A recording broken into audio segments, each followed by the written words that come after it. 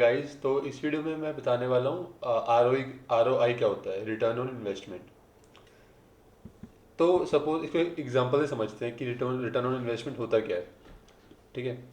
तो return on investment क्या होता है कि सपोज मैंने दो एग्जांपल लेते हैं कि एक मैंने जो है एक कॉइन खरीदा।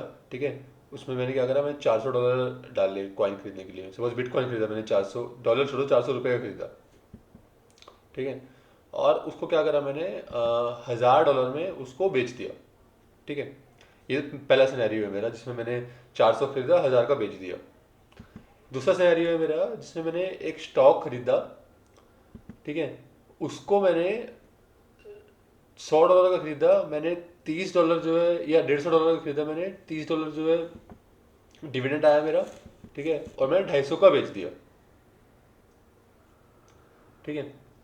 तो अब कैलकुलेटर बताता हूँ, कैलकुलेशन क्या बनेगी हमारी। कि पहले कॉइन में प्रॉफिट कितना हुआ हमारा, 1000 मिला मेरे को बेचने के बाद, और 400 का खरीदा था मैंने, 600 का। ठीक है। और सिमिलरली मेरे को उसमें कितने का हुआ प्रॉफिट, अगर मैंने 100 का खरीदा था और 250 का बेचा, प्लस $30 डिविडेंड, ₹30 डिविडेंड।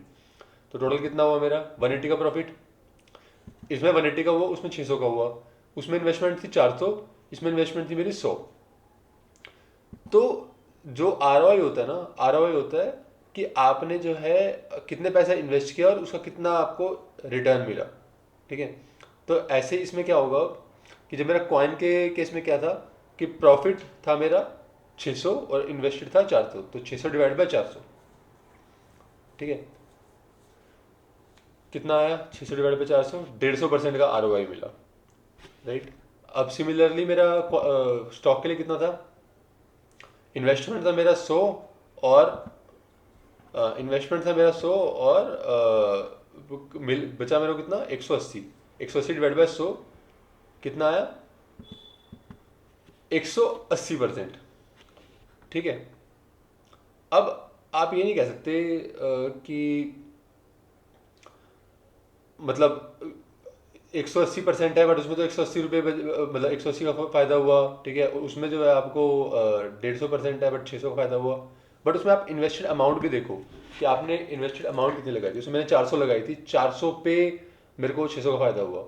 ठीक है। तो रिटर्न ऑन इन्वेस्टमेंट मेरे को स्टॉक पे ज़्यादा हुआ, कॉइन पे कम हुआ। कुछ देखने में लगेगा कि मेरे को स्टॉक में कम हुआ, बट मेरी इन्वेस्टमेंट वैल्यू भी तो बहुत कम थी वहाँ पे। ठीक है। तो ये होता है रिटर्न ऑन इन्वेस्टमेंट। और दूसरा एक टाइम का फैक्टर होता है रिटर्न ऑन इन्वेस्टमेंट पे, कि हो सकता है आपको 3 महीने में प्रॉफिट हो गया हो 150% का। ठीक है। और हो सकता है आप 30 साल लगा दो 150% का, तो उसका क्या फायदा है, रिटर्न ऑन इन्वेस्टमेंट। राइट। तो जो मेजरिंग है वो हमेशा ध्यान रखते हैं टाइम के साथ और अमाउंट के साथ। तो ये होता है रिटर्न ऑन इन्वेस्टमेंट ओवरऑल। मिलते हैं अगली वीडियो में। Thank you.